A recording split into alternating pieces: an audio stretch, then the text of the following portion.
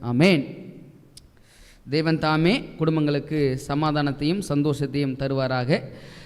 மீண்டும் ஒரு காரியத்துக்கு நான் நன்றி சொல்ல வேண்டும் என்று ஆசைக்கிறேன்.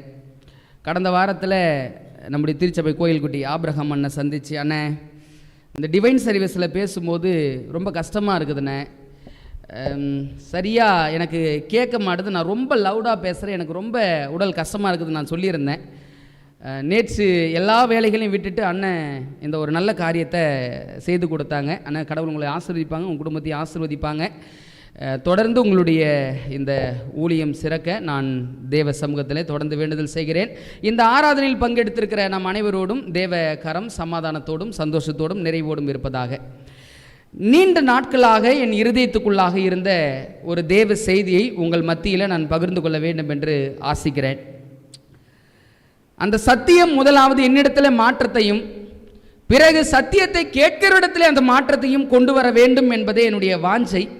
இந்த செய்தி யாரையும் காயப்படுத்துவதோ கஷ்டப்படுத்துவதற்காகவோ இந்த செய்தியை ஆண்டவர் இடத்துல ஒப்படைக்கவில்லை.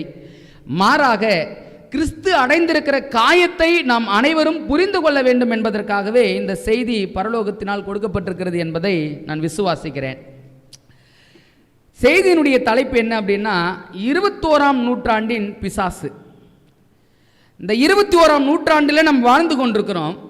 இந்த காலத்தின் பிசாசு எது என்பதை குறித்து ஒரு சத்தியத்தை நான் உங்களோடு பகிர்ந்து கொள்ள வேண்டும் என்று ஆசிக்கிறேன். ஆதியாகமம் 3வது அதிகாரம் 15வது வாக்கியம் நம் அனைவருக்கும் தெரிந்ததே.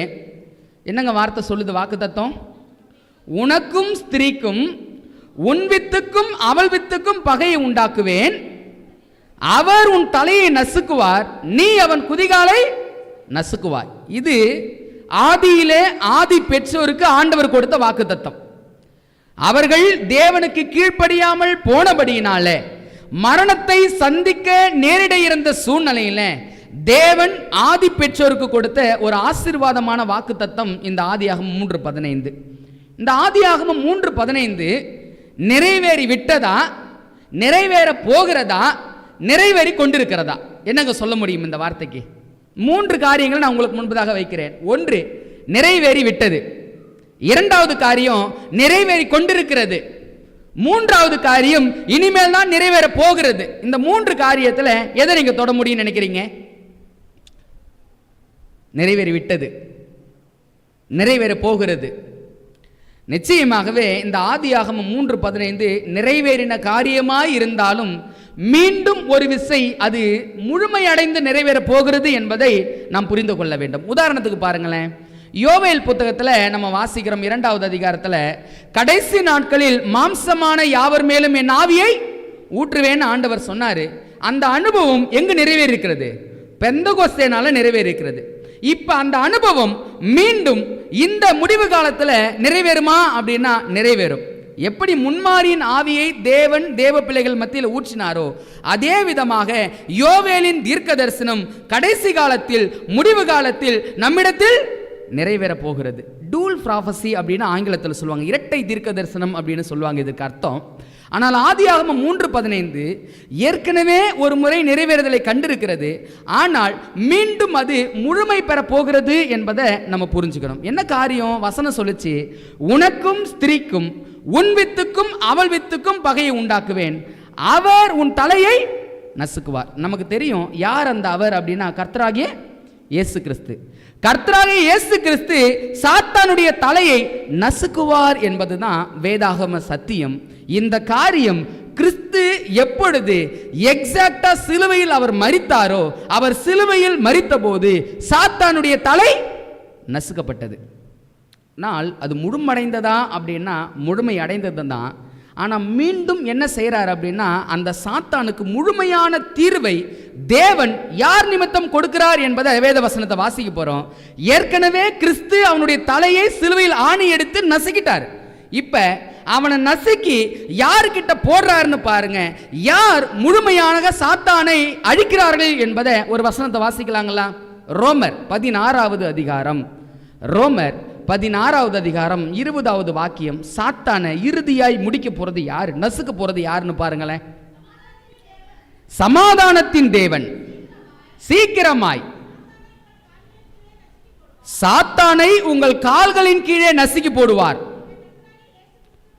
நம்முடைய கர்த்தராகிய இயேசு கிறிஸ்துவினுடைய கிருபை உங்களுடனே கூட இருப்பதாக. ஆமே. இதுல வார்த்தை வருது, சமாதானத்தின் தேவன் சீக்கிரமாய் சாத்தானை உங்கள் கால்களின் கீழே நசுக்கி போடுவார். இப்ப சொல்லுங்க, சமாதானத்தின் தேவன் கர்த்தராகிய இயேசு கிறிஸ்து சாத்தானை நசுக்கி யார் கால்களை போடுறாரா? தேவ பிள்ளைகளுடைய காலின் கீழே போடுறாராம். அவர் ஏற்கனவே தலையை நசுக்கிட்டாரு. ஆனா முழுமையாய் சாத்தானுக்கு முடிவை கொண்டு வருகிறவர்கள் யார் அப்படின்னா, யாரோ ஒரு கூட்டம் இருக்கிறது. அந்த கூட்டம் சாத்தானுக்கான முழு முடிவை அந்த கூட்டத்தை வைத்துதான் தேவன் கொடுக்கிறார் என்று சொல்லி வேதாகமம் சொல்லுதுங்க. அப்ப ஏற்கனவே சாத்தானுடைய தலையை ஆண்டவர் நசுக்கி இருக்கிறாரு. அவனுக்கு முடிவு வந்துடுச்சு. ஆனால் நிரந்தரமான முடிவை கொடுக்க போகிற ஒரு கூட்டம் இந்த பூமியில் உண்டு. அவர்களை பற்றி தான் வேதாகமம் பேசுகிறது. வாசிக்கலாங்களா? ரோமர். யார் அந்த கூட்டம் அப்படி என்பதை நம்ம கொஞ்சம் வாசிக்கணும் இல்லைங்களா? அவங்க எப்படி வெளிப்பட போறாங்க என்பதை வேதவசனம் எவ்வளவாய் சொல்லிக் கொடுக்கிறது என்பதை வாசிக்கலாம். ரோமர் 8வது அதிகாரம் 19வது வாக்கியம் பாருங்களேன். ரோமர் 8:19. மேலும் தேவனுடைய புத்திரர் வெளிப்படுவதற்கு சிருஷ்டியானது மிகுந்த ஆவலோடே காத்து கொண்டிருக்கிறது சொல்றாங்க. மேலும் தேவனுடைய புத்திரர் வெளிப்படுவதற்கு சிருஷ்டியானது மிகுந்த ஆவலோடு காத்து கொண்டிருக்கிறது. என்ன அர்த்தம் அப்படின்னா, இந்த ஒட்டுமொத்த உலகமும் சர்வ சிருஷ்டியும் யாருக்காக காத்து கொண்டிருக்கிறது அப்படின்னா, தேவனுடைய புத்திரர் வெளிப்படுவதற்காக. ஏன் அந்த தேவனுடைய புத்திரர் வெளிப்படணும் அப்படின்னா, இவங்க வெளிப்பட்டாதான் சாத்தானுக்கு முடிவு, முழுமையான முடிவு. இவர்கள் வெளிப்பட்டுதான் சாத்தானை முழுவதுமாக முடிவுக்கு கொண்டு வர போகிறார்கள். அதை தான் வசனத்தில் வாசிச்சோம். சமாதானத்தின் கர்த்தர் தாமே சாத்தானை உங்கள் காலின் கீழாக நசுக்கி போடுவார். அப்ப சாத்தானுக்கு முடிவை உண்டாக்குற ஒரு கூட்டத்தை தேவன் ஆயத்தப்படுத்தி கொண்டிருக்கிறார். சாத்தானுக்கு முடிவை உண்டாக்குகிற கூட்டத்தை தேவன் இந்த பூமியில் வைத்திருக்கிறார். சரிங்க, இந்த காரியம் சாத்தானுக்கு தெரியுமா? அவனுக்கு முடிவு வரப்போகிறது, யார் மூலமாய் முடிவு வரப்போகிறது என்பதை சாத்தான் அறிஞ்சிருக்கிறானா? என்ன நினைக்கிறீங்க நீங்க? வசனத்தை வாசிக்கலாங்களா? வெளிப்படுத்தின விசேஷம் 12வது அதிகாரம். வெளிப்படுத்தின விசேஷம் 12வது அதிகாரம் 12வது வாக்கியத்தை வாசிங்களேன். பாருங்க. அவைகளில் வாசமாயிருக்கிறவர்களே களி கூறுங்கள், பூமியிலும் சமுத்திரத்திலும் குடியிருக்கிறவர்களே ஐயோ, பிசாசானவன் தனக்கு கொஞ்ச காலம் மாத்திரம் உண்டென்று அறிந்து மிகுந்த கோபம் கொண்டு உங்களிடத்தில் இறங்கினபடியால் உங்களுக்கு ஆபத்து வரும் என்று சொல்ல கேட்டேன். அப்ப நல்லா பாருங்க, சாத்தானுக்கு இந்த விஷயம் தெரியுமானா? தெரியும். என்ன தெரியும்? அவனுக்கு கொஞ்ச காலம் மாத்திரம் உண்டென்று தெரியும். அந்த கொஞ்ச காலம் மாத்திரம் உண்டென்று அறிந்தவன் என்ன செய்யறானா, மிகுந்த கோபத்தோடு இறங்கி இருக்கிறான். ஏன் கோபத்தோடு இறங்கி இருக்கிறான் அப்படின்னா, எந்த கூட்டம் என்னை அழிக்க போகிறதோ அந்த கூட்டத்தை நான் முதலாவதாக என்ன பண்ணிடணும்? அழித்து விட வேண்டும். அப்ப சாத்தானுடைய திட்டம் என்ன அப்படின்னா, இப்ப தொடங்கின திட்டம் இல்லைங்க. இது ஆதியிலே தொடங்கின திட்டம். காயின் ஆபேல், ஆண்டவர் ஆதாம் ஏவாளுக்கு வாக்குத்தத்தமா கொடுத்தாரு. ரட்சகர் உன்னுடைய சார்பிலிருந்து வெளிப்படுவார் என்ற வாக்குத்தத்தம் கொடுக்கப்பட்டது. அந்த வாக்குத்தத்தம் நிறைவேறக்கூடாது என்பதற்காக சாத்தான் ஒவ்வொரு காலமாக வேலை செய்து கொண்டிருந்தான். ஆனாலும் தேவன் சாத்தானுக்கு எதிராக அந்த சந்ததியை காப்பாற்றி காப்பாற்றி இறுதி முடிவில் அந்த சந்ததியை கொண்டு வந்து நிறுத்திருக்கிறாரு. இப்ப அவனுக்கு தெரிஞ்சிருச்சு, எனக்கு கொஞ்ச காலம் மாத்திரம் தான் உண்டு. இந்த கொஞ்ச காலத்துல நான் எப்படி ஆகிலும் இந்த சந்ததியை நிர்மூலமாக்க வேண்டும், இந்த சந்ததியை அழித்தாக வேண்டும். இந்த சந்ததியை அழிக்கல அப்படின்னா அவங்க யார் அழிச்சிடுவாங்க? யார் அழிச்சிடுவாங்க? சாத்தானை அழித்து விடுவார்கள் என்பதை அவன் தெளிவாக அறிஞ்சிருக்கிறான்.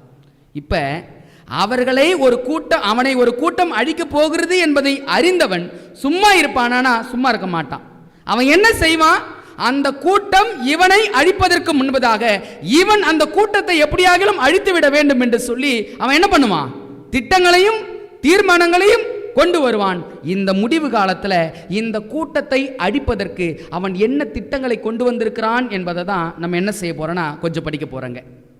அன்பானவர்களே, இந்த செய்தியை கேட்கிற நீங்கள் நானும் ஒருவேளை ஆவியானவர் உணர்த்துகிற பொழுது அந்த காரியம் ஒருவேளை நம்முடைய மனதில் இருக்கும் அப்படின்னா நம்ம ஒரு கணம் யோசித்து பார்ப்போம், ஆண்டவரே நான் இந்த செய்தியை கேட்குறேன்ப்பா, ஒருவேளை இதில் பாதிக்கப்பட்ட சூழ்நிலையோ அந்த நபராய் நானாக இருக்கிறேன் அப்படின்னா எனக்கு விடுதலையை கொடுங்க, எனக்கு மாற்றத்தை கொடுங்க ஆண்டவரே அப்படின்னு சொல்லி ஆண்டவர் சமூகத்தில் நம்மளை ஒப்படைக்க வேண்டிய காலமாக இருக்கிறதுங்க. ஒரு ஜெபம் செய்து சத்தியத்துக்குள்ளே போகலாங்களா? ஆவியானுடைய வழி நடத்துதலுக்காக எங்களை நேசிக்கிற எங்கள் பரலோகத்தின் பரமபிதாவே, சத்திய ஆவியானவரே, சகல சத்தியத்திற்குள்ளும் எங்களை நடத்துகிறவரே, அப்பா சாத்தானுக்கு கொஞ்ச காலம் மாத்திரம் உண்டு என்று அறிந்து அவனை அழிப்பதற்கு தேவனுடைய புத்திரர் வெளிப்பட போகிறார்கள் என்பதை அவன் அறிந்தவனாய், ஆண்டவரே அவன் எப்படியாகிலும் அந்த கூட்டத்தை அழித்துவிட வேண்டும் என்று சொல்லி நாங்கள் வெளிப்படுத்துகிற விசேஷம் 12:17 வாசிக்கிறோம். தேவனுடைய கற்பனைகளை கை கொள்கிறவர்களும் இயேசு கிறிஸ்துவை பற்றிய சாட்சி உடையவர்களும் ஆகிய சந்ததியான மற்றவர்களுடனே அவன் யுத்தம் பண்ண போனான் என்று சொல்லி வாசிக்கிறோமே ஆண்டவரே. ஆமாப்பா, அவனுடைய யுத்தம் தொடர்ச்சியாக தேவனுடைய புத்திரர்கள் மீது வந்து கொண்டிருக்கிறது அப்பா. ஆனால் இந்த 21ஆம் நூற்றாண்டிலே நாங்கள் வாழ்ந்து கொண்டிருக்கிற இந்த காலகட்டங்களில் அவனுடைய யுத்தம் எந்த வழியாக வந்திருக்கிறது என்பதை புரிந்து கொள்ள எங்களுக்கு தேவன் உதவி செய்யுங்க ஆண்டவரே. நாங்கள் இரட்சகர்கள் என்பதை உணர்ந்து கொள்ள எங்களுக்கு உதவி செய்ய வேண்டுமாய் மீட்பரும் இரட்சகருமா இருக்கிற இயேசு கிறிஸ்துவின் வல்லமையுள்ள நாமத்தில் ஜெபிக்கிறோம். எங்கள் ஜெபம் கேளும் நல்ல பிதாவே, ஆமேன். கிறிஸ்துவுக்கு அன்பானவர்களே, நம்ம வேத சத்தியங்களை நாம் வாசிக்கிற பொழுது ஒரு மிக முக்கியமான காரியத்தை புரிந்து கொள்ள வேண்டியதாக இருக்கிறது. தேவன் இந்த பூமியில் சாத்தானை அழிப்பதற்காக ஒரு கூட்டத்தை ஆயத்தப்படுத்தி கொண்டிருக்கிறாரு. இப்போ அந்த கூட்டம் யார் என்பதை அவன் தெளிவாய் அறிந்திருக்கிறான். இப்போ அந்த கூட்டத்தை எப்படியாகிலும் இவன் அழித்து விட வேண்டும் என்று திட்டம் போடுறான். இது காலம் காலமாக தேவ சந்ததியை அவன் அழிப்பதற்காக போடப்படுகிற திட்டம். ஆனால் நம் காலத்தில் அந்த சந்ததியை நிர்மூலமாக்க, அந்த சந்ததியை முழுவதுமாக அழிக்க அவன் எந்த காரியங்களை செய்கிறான் என்பதை அறிந்து கொள்வதற்கு முன்பதாக இந்த கூட்டத்திற்கு வேதம் ஒரு பெயர் கொடுக்குதுங்க. நமக்கு நல்லாவே தெரியும், தேவனுடைய புத்திரர் வெளிப்படுவதற்கு அப்படின்னா அந்த கூட்டம் யாரை குறிக்கிறது? வெளிப்படுத்தின விசேஷம் 14வது அதிகாரம் 1 4 வசனம் வாசிக்கிற பொழுது அந்த கூட்டத்தை பற்றி சொல்லுது. அந்த கூட்டம் யார் அப்படின்னா, பின்பு நான் பார்த்தபோது இதோ சீயோன் மலையின் மேல் ஆட்டுக்குட்டியானவரையும் அவரோடு கூட அவருடைய பிதாவின் நாமம் தங்கள் நெற்றிகளில் எழுதப்பட்டிருந்த 144,000 பேரையும் நிற்க கண்டேன். இங்கே யார் அந்த கூட்டம் அப்படின்றதுக்கு ஒரு குழு கொடுத்துருக்குறாங்க. குழு என்ன அப்படின்னா, அவங்க தான் 144,000 பேர், தேவனுடைய புத்திரர். இப்போ இந்த தேவனுடைய புத்திரர் வெளிப்பட்டு யார் அழிக்க போகிறாங்க? சாத்தானை அழிக்க போகிறாங்க. இப்போ அவன் என்ன செய்கிறான்? இந்த கூட்டம் எழும்பி அவனுக்கு முடிவை கொடுப்பதற்கு முன்பதாக இந்த கூட்டத்தை எப்படியாவது முடித்து விட வேண்டும். இந்த கூட்டத்திற்கு 144,000 பேர் பைபிள் சொல்லிச்சா? இன்னொரு பேரை சொல்லுது பாருங்களேன், ஒபதியா புத்தகத்தில் கடைசி வசனம் பாருங்க. ஒபதியா கடைசி வசனம் ஒரே அதிகாரம் தான் இருக்கும். அதில் கடைசி வசனத்தை பாருங்களேன். கடைசி வசனம் என்ன சொல்லுது? அதில் ஒரு வார்த்தை கொடுக்கப்படுகிற அந்த வார்த்தை பாருங்கள், ரொம்ப கவனத்தோடு கவனிங்க. 21, ஏசாவின் பர்வதத்தை நியாயம் தீர்ப்பதற்காக இரட்சகர்கள் சீயோன் பர்வதத்தில் வந்தேறுவார்கள். இப்போ வெளிப்படுத்தின விசேஷம் 14:1 வாசித்தோம். அங்கே எந்த மலையில் நின்னாங்க? சீயோன் மலையின் மேலே. இப்போ அதே கூட்டத்தை பற்றி தான் பழைய ஏற்பாட்டில் ஒரு வசனம் சொல்லுது. ஏசாவின் பர்வதத்தை நியாயம் தீர்ப்பதற்காக இரட்சகர்கள் சீயோன் பர்வதத்தில் வந்தேறுவார்கள். அப்போ இவங்களுக்கு பேர் என்னங்க? இரட்சகர்கள். 144,000 பேர் இரட்சகர்கள். யாரை ரட்சிக்க போறாங்க? உலகத்தில் உள்ள சகல ஜனங்களுக்கும் சுவிசேஷத்தின் செய்தியை கொண்டு போய் அழிவில் இருக்கிற ஜனங்களை மீட்பதற்காக தேவனால் ஏற்படுத்தப்படுகிற கூட்டம் தான் இந்த 144,000 பேர். இவருக்கு வேதம் கொடுக்கிற பேர் இரட்சகர்கள். இப்ப இந்த இரட்சகர்கள் எழும்பி வந்து ஊழியத்தை செய்து சாத்தானுக்கு முடிவை கொண்டு வர போறாங்க. ஊழியம் நடந்துடுச்சுன்னா சாத்தானுக்கு முடிவு. அப்ப இவன் என்ன செய்யறான்? ஊழியம் நடைபெறக்கூடாதுன்னா இந்த கூட்டத்தை முதலாவது நான் அழிக்க வேண்டும் என்பதை அவன் தெளிவாக அறிந்தவனாய் இந்த பூமியில் திட்டங்களை போடுறான். எப்படி இந்த கூட்டத்தை அழிக்கிறது? நான் வேதாகமத்தை வாசித்து கொண்டிருந்தேன். ஆண்டவரே, இன்னைக்கு இந்த உலகத்தில் முடிவு காலத்தில் எங்களை நீங்கள் இரட்சகர்களாக ஏற்படுத்தியிருக்கிறீங்க. இந்த இரட்சகர்களை அழிப்பதற்கு சாத்தான் எந்த ஆயுதத்தை ஆண்டவரே பயன்படுத்துகிறான் அப்படின்னு சொல்லி நான் ஜெபித்து கொண்டிருந்த வேளையில் பைபிள் பழைய ஏற்பாட்டில் ஒரு இரட்சகன் இருக்கிறாங்க. அந்த இரட்சகனை எந்த ஆயுதத்தை கொண்டு வீழ்த்தினானோ அதுக்கு ஒப்புமையான ஒரு ஆயுதம் இன்னைக்கு இந்த முடிவு காலத்தில் இருக்கிறது. அந்த ஆயுதம் தான் மக்களை, இரட்சகர்களை வீழ்த்துகிற பேராயுதம் என்பதை என்னால் புரிந்து கொள்ள முடிந்தது. அந்த இரட்சகன் யார் என்பதை பார்க்கலாங்களா? நியாயாதிபதிகள் புஸ்தகம் நியாயாதிபதிகள் புஸ்தகம், அந்த ரட்சகனை பாருங்களேன், கொஞ்சம் வாசிப்போம். 13வது அதிகாரம், நியாயாதிபதிகள் 13வது அதிகாரம். 13வது அதிகாரத்தில் வசனம் 1 நான் வாசிக்கிறேன், கொஞ்சம் கவனத்தோடு கவனிங்க. இஸ்ரவேல் புத்திரர் மறுபடியும் கர்த்தரின் பார்வைக்கு பொல்லாப்பானதை செய்தபடியால் கர்த்தர் அவர்களை 40 வருஷம் அளவும் பெலிஸ்தியர் கையில் ஒப்பு கொடுத்தார். அப்பொழுது தான் வம்சத்தானாகிய சேரா ஊரானான ஒரு மனுஷன் இருந்தான். அவன் பேர் மனோவா. அவன் மனைவி பிள்ளை பெறாத மலடியாய் இருந்தாள். கர்த்தருடைய தூதனானவர் அந்த ஸ்திரீக்கு தரிசனமாகி அவளை நோக்கி, இதோ பிள்ளை பெறாத மலடியான நீ கர்ப்பம் தரித்து ஒரு குமாரனை பெறுவாய். ஆதலால் நீ திராட்சரசமும் மதுபானமும் குடியாதபடிக்கும் தீட்டானது ஒன்றும் புசியாதபடிக்கும் எச்சரிக்கையாயிரு. நீ கர்ப்பம் தரித்து ஒரு குமாரனை பெறுவாய். அவன் தலையின் மேல் சவரன் கத்தி படலாகாது. அந்த பிள்ளை பிறந்தது முதல் தேவனுக்கென்று நசரேனாயிருப்பான். அவன் இஸ்ரவேலை பெலிஸ்தியரின் கைக்கு நீங்களாக்கி ரட்சிக்க தொடங்குவான் என்றார். இப்ப சொல்லுங்க, பெலிஸ்தியர் கையில் இருந்து இஸ்ரவேலை மீட்கிற ரட்சகன் யாருங்க? சிம்சோன். சிம்சோன் தான் ரட்சகன். பெலிஸ்தியர் கையில் இருந்து மீட்கப்படுகிற அந்த ரட்சகன், அவர்களை மீட்கிற ரட்சகன் யார் அப்படின்னா சிம்சோன். அன்பானவர்களே, இந்த சிம்சோன் வாழ்க்கையிலிருந்து தான் இந்த முடிவு கால ரட்சகர்களை வீழ்த்துவதற்கு அவன் என்ன ஆயுதத்தை பயன்படுத்துகிறான் என்பதை படிக்க முடிந்தது. இந்த சிம்சோன் 3 வகையில் வீழ்த்தப்படுகிறான். அதில் முதல் காரியம் நமக்கு எல்லாருக்குமே தெரியும், உணவில் விழுந்த சிம்சோன். அவன் எப்ப உணவு பழக்க காரியங்கள் இருந்து விழுந்தானோ அப்பொழுது அவன் விழுகைக்கான காரியங்கள் தொடங்கிடுச்சுன்னு தெரியும். ஆனால் அவன் இரண்டாவதாக எடுத்த ஒரு படி இருக்குது பாருங்க, ஒரு ஆயுதம் இருக்குது பாருங்க. அந்த ஆயுதம் முழுமையாக அவனை விழுகைக்குள்ளாக கொண்டு போனது கர்த்தருடைய ஆவியானவர் இந்த ரட்சகனை விட்டு விலகுவதற்கான காரணம் அங்குதான் வெளிப்படுகிறது. நான் 2 வசனத்தை மட்டும் தான் காட்ட போறேன். பரிச்சயமான சம்பவம் என்கிறபடியினால 2 வசனத்தை மட்டும் தான் காட்ட போறேன். சம்பவத்தை சொல்லிட்டு முடிவு கால ரட்சகர்களை அவன் கவிழ்ப்பதற்கு என்ன ஆயுதத்தை பயன்படுத்துறான் என்பதை சொல்ல போறோம். நியாயாதிபதிகள் 14வது அதிகாரம் வசனம் 1 நான் வாசிக்கிறேன், கவனமாக கவனிங்க. அவன் பயன்படுத்துகிற வார்த்தை நீங்க ரொம்ப கவனமாக கவனிக்கணும்.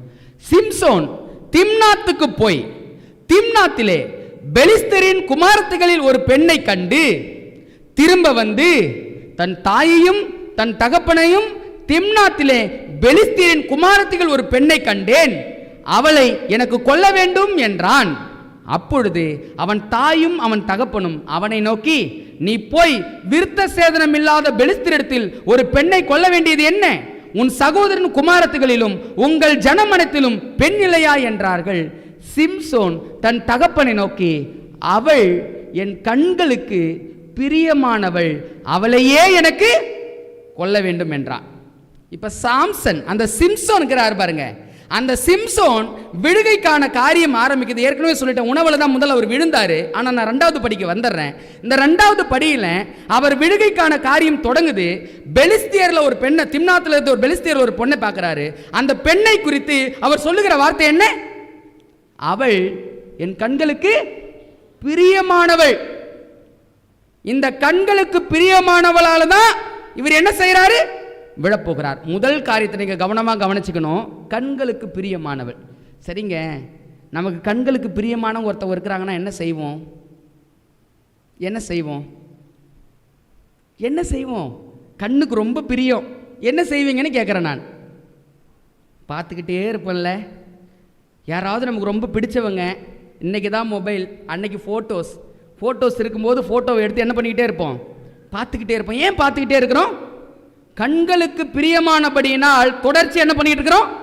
பார்த்து கொண்டே இருக்கிறோம். அப்ப சிம்சோன் எனும் ரட்சகன் விழுந்ததற்கான முதல் காரணத்தை நாம் தேடி படிக்கும் பொழுது அவன் எதை பார்த்து விழுந்தான் அப்படின்னா, கண்களுக்கு பிரியமான ஒன்றை பார்க்கிறான். அது அவன் கண்களுக்கு பிரியமாய் இருந்தபடியினால அவனுடைய விழுகை அங்கவே துவங்கியது என்பதை சத்தியத்தை நம்ம தொடர்ந்து பார்க்குறோங்க. முதல் காரியம் கண்களுக்கு பிரியமானதை அவன் நாடி போனான். 2வது காரியம் என்னன்னு பாருங்களேன். அதே நியாயாதிபதிகள் புஸ்தகத்தில் வாசிக்க போகிறோம். எங்கே வாசிக்க போகிறோம்? 16வது அதிகாரம் 16 நியாயாதிபதிகள் 16 வசனம் 18 வாசிக்கலாங்களா? பாருங்க, 2வது சம்பவம் என்னன்னு பாருங்களேன். அவன் தன் இருதயத்தை எல்லாம் தனக்கு வெளிப்படுத்தினதை தெளிலால் கண்டபோது அவள் பெலிஸ்தியரின் அதிபதிகளுக்கு ஆள் அனுப்பி, இந்த ஒரு விசை வாருங்கள், அவன் தன் இருதயத்தை எல்லாம் எனக்கு வெளிப்படுத்தினான். போதுங்க. முதல் சம்பவத்தில் வாசிச்சோம். அவர் விழுகைக்கு முன்பதாக அவர் விழுகை ஆரம்பிக்கிற இடம் அது எப்படி இருந்துச்சுங்களா? கண்களுக்கு, அவர் கண்ணுக்கு எப்படி இருந்துச்சா? பிரியமா இருந்துச்சு, பார்த்துக்கிட்டே இருந்தார். இரண்டாவது காரியம், இங்க விழுகைக்கான அடுத்த காரியம் என்று வரும்பொழுது இங்க அவன் விழுகைக்கான காரியங்கள் எதில் தொடங்குச்சு அப்படின்னா, அந்த பெலிஸ்திய ஸ்திரீ கிட்ட, அந்த தெளிலால் கிட்ட இந்த சாம்சன், இந்த சிம்சோன் எதை வெளிப்படுத்தினாரு? இருதயத்தில் இருக்கிற எல்லாவற்றையும் யார்கிட்ட வெளிப்படுத்தினாரு? வெளிப்படுத்திட்டார். தெளிலால் கிட்ட வெளிப்படுத்திட்டார். இப்போ நீங்க சிந்திச்சு பாருங்க, இவர் ஒரு ரட்சகர், இவருக்கென்று ஒரு நோக்கம் இருக்கிறது, ஒரு கடமை இருக்கிறது, ஒரு பொறுப்பு இருக்கிறது. இவன் கண்களுக்கு பிரியமானவன் என்று ஒரு ஸ்திரியை குறித்து சொன்னானே, இந்த ரட்சகனுக்கு கண்களுக்கு பிரியமா எது இருந்திருக்க வேண்டும் அப்படி என்பதை வேதாகமத்தில் நாம் வாசிக்கும் பொழுது, யோசுவாவும் ஒரு ரட்சகன் தானே. யோசுவாவுக்கு மோசே ஆலோசனை கொடுக்கும் பொழுது, உன் கண்களுக்கு பிரியமா எது இருக்க வேண்டும் என்பதை யோசுவா 1வது அதிகாரம் 4வது வசனத்தையும் 5வது வசனத்தையும் பாருங்களேன்.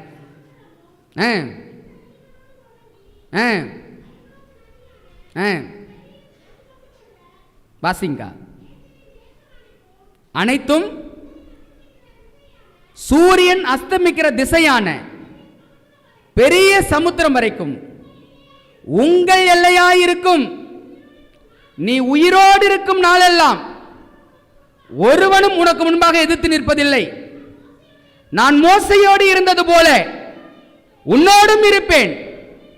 நான் உன்னை விட்டு விலகுவதும் இல்லை, உன்னை கைவிடுவதும் இல்லை. அடுத்த வசந்த வாசிங்க.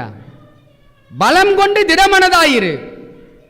இந்த ஜனத்தின் பிதாக்களுக்கு நான் கொடுப்பேன் என்று ஆணையிட்ட தேசத்தை நீ இவர்களுக்கு பங்கிடுவாய். அடுத்த வார்த்தையை கவனிங்க. என் தாசனாகிய மோசே உனக்கு கற்பித்த நியாயப்பிரமாணத்தின்படி எல்லாம் செய்ய கவனமாயிருக்க மாத்திரம் மிகவும் பலம் கொண்டு திடமனதாயிரு. நீ போகும் இடமெல்லாம் புத்திமானாய் நடந்து கொள்ளும்படிக்கு அதை விட்டு வலதுபுறமும் இடதுபுறமும் விலகாதிருப்பாயாக. அடுத்த வசந்தி வாசித்துருவோம். இந்த நியாயப்பிரமாண புஸ்தகம் உன் வாயை விட்டு பிரியாதிருப்பதாக, இதில் எழுதியிருக்கிறபடியெல்லாம் நீ செய்ய கவனமாயிருக்கும்படிக்கு இரவும் பகலும் அதை தியானித்துக் கொண்டிருப்பாயாக. மோசேக்கு பின்னாடி இஸ்ரவேலை மீட்டு ரட்சிக்கிற ஒரு ரட்சகனை தேவன் ஏற்படுத்துறாரு. அந்த ரட்சகனுக்கு மோசே ஒரு ஆலோசனை கொடுக்கிறாரு. இரவும் பகலும் எதை நீ பார்த்துக்கிட்டே இருக்கணும்? எதை பார்த்துக்கிட்டே இருக்கணும்? நியாயப்பிரமாண புஸ்தகம். நியாயப்பிரமாண புஸ்தகம் எங்க இருக்குது? வேதாகமத்தில் இருக்குது. அப்ப யோசுவாவுக்கு கொடுத்த ஆலோசனை என்ன அப்படின்னா, இப்ப நீ இரவும் பகலும், நீ ஒரு ரட்சகன், தேவனால் அழைக்கப்பட்டவன், உனக்கென்று ஒரு நோக்கம் இருக்கிறது, உனக்கென்று ஒரு திட்டம் இருக்கிறது. அந்த திட்டத்தையும் நோக்கத்தையும் நிறைவேற்ற பிறந்தவன் தான் நீ. இப்ப அந்த திட்டத்தையும் நோக்கத்தையும் நீ நிறைவேற்றணும் அப்படின்னா நியாயப்பிரமாணத்தை நீ பார்த்துக்கிட்டே இரு, தியானித்து கொண்டே இரு. அதை விட்டு வலதுபுறமாவது இடதுபுறமாவது விலகாத. நியாயப்பிரமாணத்தின் மீதுதான் உன் பார்வை இருக்க வேண்டும் அப்படின்னு சொல்லி ஆண்டவர் யோசுவாவுக்கு மோசேயின் மூலமாக கொடுத்த ஆலோசனை யோசித்து பாருங்க. இங்க சிம்சோனுடைய வாழ்க்கையில் வாசிக்கிறோம். சிம்சோனுடைய கண்ணுக்கு பிரியம் எதுவாக இருந்துச்சான்? ஸ்திரீ. அதை குறித்து அவர் சொல்லும்போது எப்படி சொன்னாரு? என் கண்களுக்கு பிரியமாக இருக்கிறது. எப்போ பாரு நான் அதையே பார்த்துக்கிட்டே இருக்கணும். நீங்க சிந்திச்சு பாருங்க. சிம்சோன் எனும் ரட்சகனை வீழ்த்துவதற்கு 2 காரியங்களை பார்த்தோம். ஒன்று கண்ணுக்கு பிரியமானது, இரண்டாவது படித்தோம் இருதயத்தெல்லாம் வெளிப்படுத்தினான்னு சொல்லி பார்க்கணும் இல்லைங்களா? நீங்கள் புரிஞ்சுக்கங்க, ஒரு மனிதனுடைய மனநிலையை அறிந்து கொள்ளணும் அப்படின்னா ஒரே ஒரு விஷயத்தை பார்த்தா போதும் அவன் ஹிஸ்டரியை தெரிஞ்சுக்கலாம். எது தெரியுங்களா? வாட்ஸ்அப் ஸ்டேட்டஸை பார்த்துருக்கிறீங்களா? WhatsApp status. ஒரு மனுஷன் எந்த மனநிலை இருக்கிறான் என்பதை அறிந்து கொள்ள வேண்டுமா? அவனுடைய வாட்ஸ்அப் ஸ்டேட்டஸை பாருங்க. எல்லாம் என்னென்னலாம் மனசுல இருக்குதோ அது எல்லாம் எங்க வந்துடுது? செல்போன்ல வந்துடுது, வாட்ஸ்அப்ல வந்துடுது. இப்ப யோசித்து பாருங்க, சிம்சோனுடைய வாழ்க்கையில விருகைக்கு 2 காரணம். ஒன்று, அவன் கண்களுக்கு அது பிரியமா இருந்துச்சு. இரண்டாவது, தன் மனதையெல்லாம் அதில் தான் வெளிப்படுத்தி இருந்தான். மனதையெல்லாம் வெளிப்படுத்துவதற்கு இடம் எது அப்படின்னா தெலீலாள் மடி அப்படின்னு சொல்லி பார்க்கிறோமே. இன்னைக்கு அந்த ரட்சகனை வீழ்த்துவதற்கு சாத்தான் ஸ்திரீயின் மூலமாய் வஞ்சகத்தை வீழ்த்தி அந்த சிம்சோனுடைய நிலை என்னவா மாறிச்சுங்க? என்னவா மாறிச்சு? எதை இழந்தான்? ஏன் கண்ணை இழந்தான்? அவன் கண்களுக்கு எது பிரியமாய் இருந்ததோ அது அவன் கண்களை இழக்க செய்தது. அவன் இருதயத்தை வெளிப்படுத்துவதற்கு எது பிரியமாய் இருந்ததோ அது அவனை விழுகைக்குள்ளாக நடத்தியது. நான் இந்த சத்தியத்தை படிச்சுக்கிட்டு இருந்தேன். ஆண்டவர் ஓங்கி மண்டியில் ஒரே கொட்டு வைக்கிற மாதிரி ஒரு கொட்டு வச்சார் எனக்கு. என்ன கொட்டா இருக்குன்னு நினைக்கிறீங்க நீங்க? எப்பா, சிம்சோன் மேல இவ்வளோ கோபம் வருதில்ல உனக்கு? நீ ரட்சகனாச்சே, பெலிஸ்தியர் கையிலிருந்து இஸ்ரவேலை மீட்கிற ரட்சகனாச்சே, நீ இப்படி கண்களுக்கு பிரியும் உன் இருதயத்தை வெளிப்படுத்துகிற இடம்னு சொல்லி அந்த ஸ்திரியை நாடி தேடி போனன்னு சொல்லி அவனுக்காக பரிதவிக்கிறியே. இன்னைக்கு உன் காலத்துல உன் கண்களுக்கு பிரியமானது எதுப்பா? எத்தனை பேர் மொபைல் போனை அடிக்கடி எடுத்து பார்த்துக்கிட்டே இருப்போம்? மெசேஜ் வந்துக்குதா, ஏதாவது வந்துக்குதா, பார்த்துக்கிட்டே இருப்போம்மா. கண்களுக்கு பிரியம் எதுங்க? எது கண்களுக்கு பிரியமா இருக்கணும்?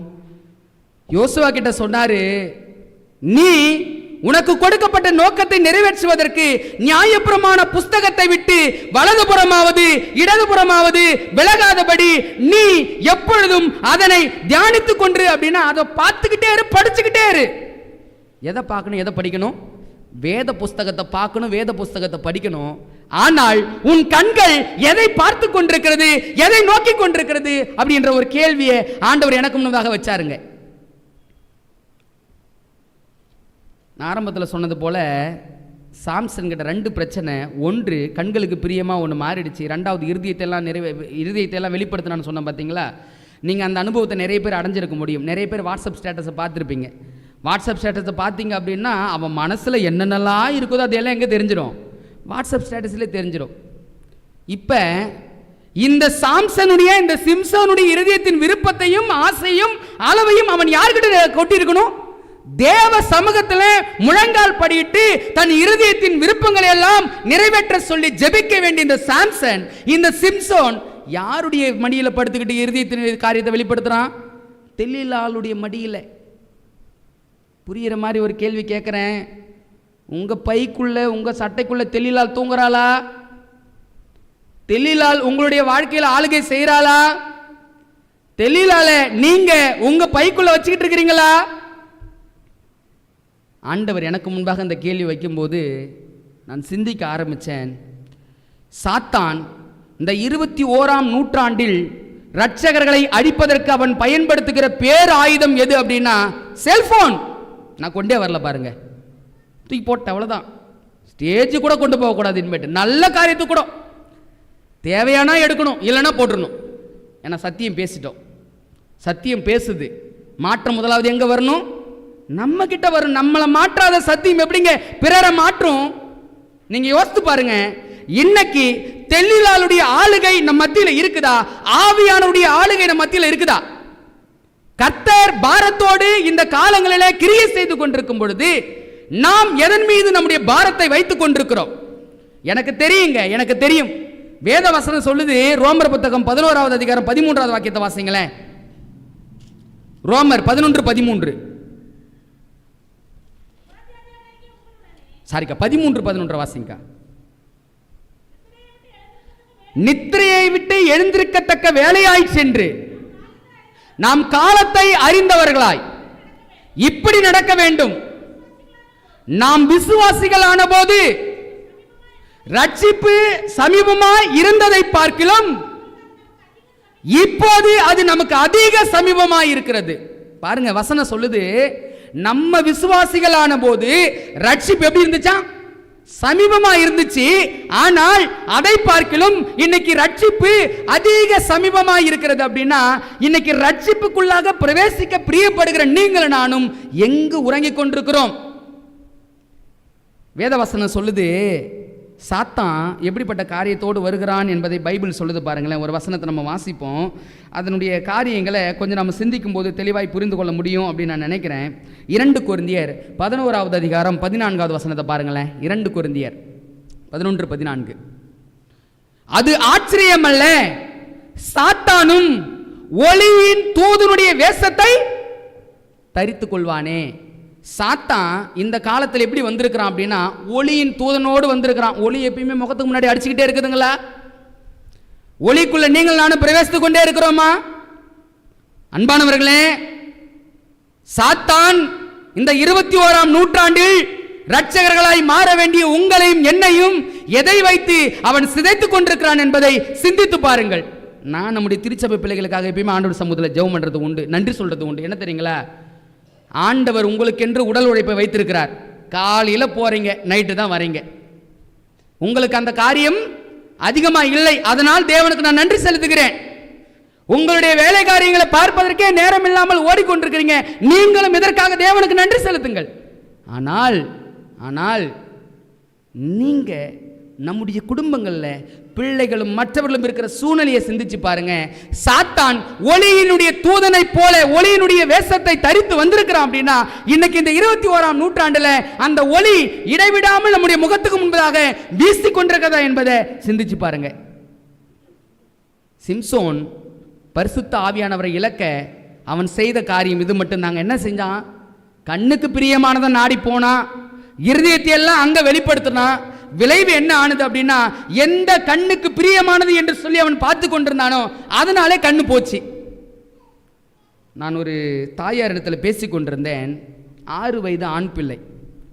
அந்த 6 வயது ஆண் பிள்ளைக்காக ஜெபிக்க சொல்லும்படி கேட்டிருந்தாங்க. நான் கேட்டேன், என்னம்மா பிரச்சனை உங்கள் மகனுக்கு, ஏம்மா நீங்கள் ஜெபம் பண்ண சொல்லி கேட்டுக்கிட்டே இருக்கிறீங்க அப்படின்னும் போது சொன்னாங்க, என் பிள்ளைக்கு பார்வை குறைபாடு வந்துருச்சுங்களா பாஸ்டர் அப்படின்னாங்க. ஏம்மா என்ன ஆச்சு, பிறக்கும் போதே ஏதாவது பிரச்சனையா? இல்லை பாஸ்டர், என் பிள்ளை சூப்பராக இருந்தான் பாஸ்டர், ஆனால் இப்போ பார்வை குறைபாடு ஆயிடுச்சு, தெரியமானதுன்னு சொல்கிறான். என்னம்மா நடந்துச்சு அப்படின்னும் போது அவங்க சொன்னாங்க, நான் சிங்கிள் உமன், என் கணவர் என்னை விட்டு வேலைக்கு போயிடுவார், என் பிள்ளையை என்னால் சமாளிக்க முடியலை, நான் என் வேலையை செய்கிறதுக்காக அது கையில் எதை கொடுத்துட்டேன், மொபைல் ஃபோனை கொடுத்துட்டேன்.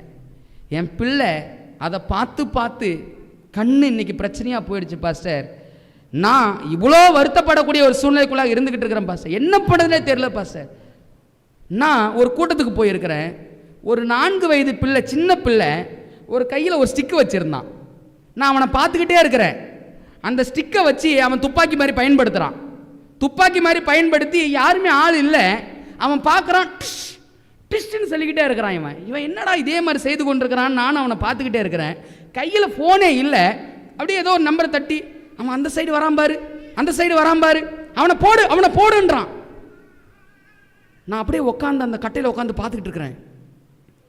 அந்த சின்ன பிள்ளை, 4 வயது சின்ன பிள்ளை மனசு எதை நோக்கி போய்கிட்டு இருக்குது அப்படின்னு நான் சிந்திக்கிறேன். சிந்திக்கும் போது ஆண்டவர் என் உள்ளத்தில் பேசுகிறார். என்ன பேசுகிறார் அப்படின்னா, ஒளியின் தூதன் எவ்வளவாய் வேலை செய்து கொண்டிருக்கிறான். அன்பானவர்களே, அன்னைக்கு இருந்த யூத வம்சத்தின் பிள்ளைகள், இஸ்ரவேல் கோத்திரத்தில் இருந்த பிள்ளைகள்லாம் அந்த 5 ஆகம புத்தகங்களையும் மனனமாய் சொல்லும்படி பழக்கப்பட்டிருந்தார்கள். அவர்கள் ஒரு குறிப்பிட்ட வயதை அடைகிற வரைக்கும் அவர்கள் நியாயப்பிரமாண புத்தகங்களை கற்று ஒப்புவிக்கப்பட வேண்டிய காலத்தில் அவர்கள் வாழ்ந்து கொண்டிருந்தார்கள். ஆனால் இன்னைக்கு இருக்கிற பிள்ளைகள் எதற்கு பழக்கப்படுத்தப்பட்டு கொண்டிருக்கிறார்கள் யோசித்து பாருங்க. பிள்ளைங்க முன்னாடி நல்ல விஷயத்துக்காக தான் மொபைல் ஃபோன் யூஸ் பண்ணுவோம். அந்த அனுபவத்தை அடைஞ்சவனா நான் சொல்கிறேன். நல்ல விஷயத்துக்காக தான் யூஸ் பண்ணிக்கிட்டு இருக்கிறோம். ஆனால் குழந்தைகள் அதை பார்த்து கொண்டே இருக்கிறாங்க. நம்ம என்ன செய்கிறோமோ அதை அப்படியே செய்கிறாங்க. நீங்கள் சிந்திச்சு பாருங்க. ஆண்டவர் மத்தேயு புத்தகத்தில் சொன்னார், எது சரீரத்துக்கு விளக்கு தெரியுங்களா? கண்ணு தானே சரீரத்துக்கு விளக்கு. இப்போ அந்த கண் சரீரத்தின் விளக்கா இருக்கிறது. இப்போ அந்த கண் எதை பார்க்கிறதோ அதுதான் எதுவா மாறும்? சரீரமாய் மாறும். உண்மைதானே? அதுதானே மனசா மாறும். வேத புத்தகத்தை படிக்கிறவங்க வேத குணத்துல மாறுவாங்க. மொபைல் போன்ல கண்டதையும் காரியங்களையும் பார்த்து கொண்டிருக்கிறவங்க எப்படி மாறுவாங்க? அதுல என்ன குணம் இருக்குதோ அந்த குணத்தோடு தான் மாறுவாங்க. இந்த 21ஆம் நூற்றாண்டின் பிசாசு எது அப்படின்னா, எல்லார் கையிலும் இருக்கிற அந்த பெட்டி தான். அதுதான் பிசாசு. சாத்தான் பார்க்கறான், இவங்க நேரத்தை பிடுங்கணுமா கொடுத்துரு, நான் சிந்திச்சு பார்க்குறேங்க, ஒருவேளை இந்த மொபைல் ஃபோன் இல்லாத காலத்தில் எஸ்தரம்மா மரணத்தில் எல்லாம் சாட்சி சொன்னாங்க. என்ன சொன்னாங்க அப்படின்னா, என் தாயார் 3 வேளையும் முழங்கால் போட்டு ஜெபம் பண்ணுவாங்க, பிள்ளைகளை அழைத்து ஜெபம் பண்ணுவாங்க அப்படின்னு சொல்லி அந்த காரியத்தை சொல்லிட்டு சொன்னாங்க. தனிப்பட்ட ஜெபமும் அவருடைய வாழ்க்கையில் தவறி போனதே இல்லை. நான் யாரையும் குற்றப்படுத்த இந்த வார்த்தையை சொல்லலை. நீங்களும் நானும் ஒரு கணம் சிந்தித்து பார்ப்போம். இந்த மொபைல் ஃபோன் நம்முடைய வாழ்க்கையில் வந்ததிலிருந்து தனிப்பட்ட ஜெபம் கூடி இருக்குதா, குறைஞ்சிருக்குதா? வேத வாசிப்பு உங்களுடைய வாழ்க்கையிலும் என்னுடைய வாழ்க்கையிலும் கூடி இருக்குதா, குறைஞ்சிருக்குதா? ஊழியம் செய்ய வேண்டும் என்ற அந்த வாஞ்சை உங்களுடைய வாழ்க்கையிலும் கூடி இருக்குதா, குறைஞ்சிருக்குதா? கிறிஸ்துவையும் நம்மையும் பிரிக்கிற பேராயுதம் எதுங்க இந்த உலகத்துல? பவுல் அப்போஸ்தலன் சொன்னாரு, கிறிஸ்துவை விட்டு பிரிப்பவன் யாருன்னு சொன்னாரு. இன்னைக்கு சாத்தா எல்லார் கையிலும் ஒவ்வொரு பெட்டியை கூட்டு பிரிச்சுட்டான். எல்லாரும் பிரிஞ்சு போயிருக்கிறோம். ஆண்டவர் விட்டு மட்டும் இல்ல, குடும்பத்தை விட்டு பிரிச்சுட்டான். நான் திண்டுக்கல்ல இருக்கும் பொழுது என் மனைவி என்கிட்ட அதிகமாக சொல்லி வருத்தப்பட்ட ஒரு விஷயம், நான் இந்த சத்தியத்தை படிக்கும் போது தான் உணர்ந்து கொண்டேன். நான் தவறான காரியங்களுக்காக பார்க்க மாட்டேன், படிக்க வேண்டும் என்று சொல்லி தான் ஃபோனை பார்த்துக்கிட்டே இருப்பேன், படிச்சுக்கிட்டே இருப்பேன், ஏதாவது ஒன்று படிச்சுக்கிட்டே இருப்பேன் ஃபோனில். அப்போ என் மனைவி வந்து என்கிட்ட கேட்டுக்கிட்டே இருப்பாப்புல, என்கிட்ட கொஞ்ச நேரம் பேசுங்களேன் அப்படின்னு சொல்லுவாப்புல. நான் சொல்லுவேன், கொஞ்ச நேரம் உட்காரு, எப்பயுமே பேசிக்கிட்டு தானே இருக்கிறோம், எப்பயுமே பேசிக்கிட்டு தானே இருக்கிறோம், கொஞ்ச நேரம் உட்கார, இதை படிச்சுட்டு வந்துடுறேனே அப்படின்னு சொல்லுவேன். உண்மையாய் அதனுடைய பாதிப்பை நான் எங்கே பார்த்தேன்னா, எப்போ திண்டுக்கலை விட்டு கடந்து வந்து இந்த சத்தியங்களை படித்தோம் அப்போ தான் புரிஞ்சுது, என் மனைவி மனசுக்குள்ளே எவ்வளோ ஆசையும் விருப்பமும் பகிர்ந்து கொள்ள வேண்டிய காரியம் எவ்வளவா இருந்திருக்கிறது. நான் கொஞ்ச நேரம் பொறுன்னு சொல்லி வாயெடுத்த தருணங்கள் எல்லாம் நான் ஏதாவது ஒரு பிரச்சனை சிக்கலும் போது சொல்லுவா, இதை தான் நான் சொல்ல வந்தேன் கேட்டிங்களா அப்படின்னு வாங்க. நீங்கள் சிந்திச்சு பாருங்க, இந்த ஒரு மொபைல் ஃபோன் குடும்பத்தின் உறவுகளை பிரிச்சிருக்குதா? பிரிச்சிருக்குதுங்க, பிரிச்சிருக்குது. கணவன் மனைவிக்கான உறவை பிரிச்சிருக்குது, பெற்றோர் பிள்ளைகளுக்கான பந்தத்தை பிரிச்சிருக்குது, உறவுகளுக்கும் உண்டார்களுக்கான உறவுகளை பிரிச்சிருக்குது. எல்லாத்தையும் பிரிக்கிற பேராயுதம் இந்த ஒரே ஒரு மொபைல் ஃபோன் மட்டும்தான். ஆண்டவர் இதை அனுமதித்ததற்கான நோக்கம், விஞ்ஞான வளர்ச்சி அனுமதித்ததற்கான நோக்கம், இப்படியாவது சத்தியம் போகணும்னு சொல்லி தான் ஒப்படைச்சார். மொபைல் ஃபோன் சாபம் இல்லை, ஆனால் அதை பயன்படுத்துகிற விதம் தான் சாபம். பவுல் அப்போஸ்தலன் ஒரு வார்த்தையை சொல்றாரு, அந்த வார்த்தையை சொல்ற நான் சீக்கிரம் முடிக்கணும்னு நினைக்கிறேன். அவர் பயன்படுத்துகிற வார்த்தையை பாருங்களேன். 1 கொரிந்தியர் புத்தகம் நம்ம அதை சொல்லும்போது எவ்வளவு நேர்த்தியாய் அதை அவர் சொல்றார் என்பதை ஒரு கணம் வாசிப்போம். 6வது அதிகாரம், 1 கொரிந்தியர் 6வது அதிகாரம் வசனம் 12 பாருங்களேன். எல்லாவற்றையும் அனுபவிக்க எனக்கு அதிகாரம் உண்டு, ஆகிலும் எல்லாம் தகுதியாயிராது. எல்லாவற்றையும் அனுபவிக்க எனக்கு அதிகாரம் உண்டு, ஆகிலும் நான் ஒன்றுக்கும் அடிமைப்பட மாட்டேன். யாருங்க இந்த வார்த்தையை சொல்றது? பவுல் அப்போ சொல்றாரு, எல்லாவற்றையும் அனுபவிக்க எனக்கு அதிகாரம் இருக்குது, ஆகிலும் எல்லாம் எனக்கு தகுதியாயிராது. மொபைல் போன் என் கையில கிடைச்சிருச்சு, கிடைச்சதுனால என் ஜெப நேரம் இல்லை, என் வேத வாசிப்பு இல்லை, என் ஊழியம் இல்லை, என் மனைவி பிள்ளைகளோட பேச்சு இல்லை, உறவுக்கான எந்த காரியமும் இல்லை. எங்க இல்லை? மொபைல் போன் இல்லை அப்படின்னா இதெல்லாம் சரியா வந்துடும். இது இருக்கிற வரைக்கும் எல்லாருடைய வாழ்க்கையிலும் இந்த காரியங்கள் இருக்கதான் செய்கிறது. ஆனா பவுல் அப்போஸ்தலன் சொல்றாரு, ஆகிலும் எல்லாம் தகுதியாயிராது, எல்லாவற்றையும் அனுபவிக்க எனக்கு அதிகாரம் உண்டு, ஆனாலும் நான் ஒன்றுக்கும் அடிமைப்பட மாட்டேன். இன்னைக்கு அப்படியே யோசித்து பாருங்க, மொபைல் ஃபோனை எடுத்து எடுத்து பார்க்குற பழக்கம் நம்முடைய வாழ்க்கையில் இருக்குது அப்படின்னா நீங்கள் நானும் எதுக்கு அடிமைப்பட்டிருக்கிறோம் தெரியுங்களா? மொபைல் ஃபோனுக்கு அடிமைப்பட்டிருக்கிறோம். இன்றைக்கி நீங்கள் நானும் மொபைல் ஃபோனுக்கு இருக்கிறோம் அப்படின்னா, ஒளியின் தூதனுடைய வேஷத்தை தரித்தவன் ஒளியை போல நம்ம முன்னாடி எப்பயுமே நின்றுக்கிட்டே இருக்கிறான். அந்த மொபைல் ஃபோனில் என்ன பார்க்குறோமோ அதுதான் நம்முடைய மூளையில் பதிகிறது, அதுதான் நம் குணங்களாய் மாறுகிறது. சர்வ சிருஷ்டியும் ஏகமாய் தவித்து பிரசவ வேதனைப்படுது. எதுக்கு பிரசவ வேதனைப்படுது அப்படின்னா, தேவனுடைய புத்திரர் எப்படியாவது வெளிப்பட மாட்டாங்களான்னு சொல்லி சர்வ சிருஷ்டியும் ஏகமாய் தவித்து பிரசவ வேதனைப்பட்டுக்கிட்டு இருக்குது. ஆனால் ரட்சகன் என்று இந்த சத்தியத்திற்குள் அழைக்கப்பட்டிருக்கிற நான், மக்களுக்கு சத்தியத்தை கொண்டு போக வேண்டும் என்று பிரியப்பட்டிருக்கிற நான் எந்த குணத்தில் வளர்ந்துகிட்டு இருக்கிறேங்க? எந்த குணத்தில் வளர்ந்துகிட்டு இருக்கிறேன்? அரசியல் பக்தி விருத்தியை உண்டாக்குமா? ஒரு வார்த்தையை நான் வாசிக்க நினைக்கிறேன். பவுல் அப்போஸ்தலன் இந்த வார்த்தையும் சொல்லும் பொழுது அவர் எப்படி சொல்றார் என்பதை நீங்க புரிஞ்சுக்கணும் இல்லைங்களா? ஏன்னா அந்த காரியம் இன்னைக்கு சாத்தான் எவ்வளவாய் பயன்படுத்தி கொண்டிருக்கிறான். 1 கொரிந்தியர் 10வது அதிகாரம் 23வது வாக்கியம். 1 கொரிந்தியர் 10வது அதிகாரம் 23வது வாக்கியம். எல்லாவற்றையும் அனுபவிக்க எனக்கு அதிகாரம் உண்டு. ஆகிலும் எல்லாம் தகுதியாயிராது. எல்லாவற்றையும் அனுபவிக்க எனக்கு அதிகாரம் உண்டு. ஆகிலும் எல்லாம் பக்தி விருத்தியை நான் ஒன்னும் சொல்லலைங்க. நீங்க பார்க்கிற விஷயங்கள் உங்களுக்கு பக்தி விருத்தியை உண்டாக்குமா? நீங்க பார்க்கிற காரியம் குண வளர்ச்சியில் உங்களை கொண்டு வருகிறதா? நீங்க கேட்கிற காரியம் உங்களை கிறிஸ்துவின் குணத்திற்கு ஒத்த குணமாய் மாற்றுகிறதா? உங்க வாழ்க்கைக்குள்ளாக நீங்கள் பார்க்கிற காரியங்கள் ஒவ்வொன்றும் பக்தி விருத்தியை கொண்டு வருகிறதா என்பதை சிந்திச்சு பாருங்க. நான் ஒரு ஐயா வீட்டுக்கு போயிருந்தேன். அவர் என்கிட்ட பேசிக்கிட்டே இருந்தார். வெளி சபையை சார்ந்தவர். என்னையா பார்க்குறீங்க? நகைச்சுவை, கொஞ்ச நேரமாச்சு சிரிக்கணுமா அப்படின்னு சொன்னார். ஆமாம், நல்லது தானே சிரிக்கிறது அப்படின்னு சொல்லி நானும் இருந்தேன். இப்போ அவர் ஒரு நகைச்சியை கேட்டு அவர் சிரிச்சிட்டாரு. இப்போ அந்த நகைச்சியை அவர் மனைவி கிட்ட சொல்கிறார். என்ன அப்படின்னா, அதில் ஏதோ தலைமுடி ஒரு மாதிரி இருந்துச்சு, அது ஏதோ மண்டையா அப்படின்னு ஒரு வார்த்தை வந்துச்சு. இப்போ அந்த வார்த்தையை இவர் கேட்டார். அவங்க மனைவி கிச்சன்லேருந்து வராங்க. இவர் சொல்கிறார், அந்த வார்த்தையை போட்டு சொல்கிறாரு, அந்த மண்டை பாருன்றாரு. அந்த வார்த்தையை நான் சொல்ல விரும்பலை. இங்கே போடுற விதை எங்கே வருது? வெளியில் வருது. ஆண்டவர் சொல்லியிருக்கிறாரு, பரியாசக்காரனோடு யூடியூப் உங்களுக்கு நல்ல விஷயத்தை சொல்லிக் கொடுக்குதுன்னு நினைக்கிறீங்களா? ஒவ்வொரு மனுஷனும் சமாதானத்தையும் சந்தோஷத்தையும் எங்க தேடிக்கிட்டு இருக்கிறாங்க தெரியுங்களா? யூடியூப்ல போய் தேடிக்கிட்டு இருக்கிறாங்க. யூடியூப்ல போய் சந்தோஷத்தையும் சமாதானத்தையும் நீங்க தேடுவீங்க அப்படின்னா அந்த யூடியூப் உங்களுக்கு பக்தி விருத்தியை உண்டாக்குமாறு சிந்திச்சு பாருங்க. அந்த யூடியூப் உங்களை ஆண்டவருடைய பாதைக்கு நடத்துமா என்பதை யோசித்து பாருங்க.